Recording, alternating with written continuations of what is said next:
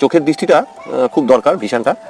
ওই অবজেক্টটাই যখন ও এই পাশ দিয়ে দেখতে পাবে, বিশেষ করে এইটুকুন অংশের মধ্যে দিয়ে দেখতে পাবে, তখন ওটা সেভ হয়ে যাবে।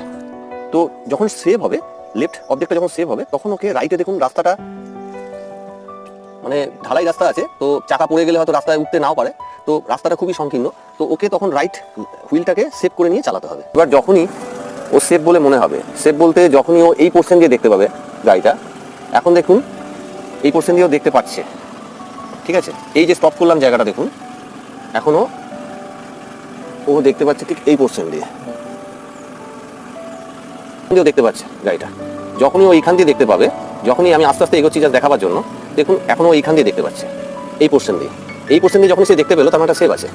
এইবার ও ডান দিকে তাকাবে, রাইট সাইডে তাকিয়ে রাইট যে সামনের চাকাটা, সেটাকেও সেভ করবে। তো সেভ করবে কিভাবে সেটাও দেখাচ্ছি।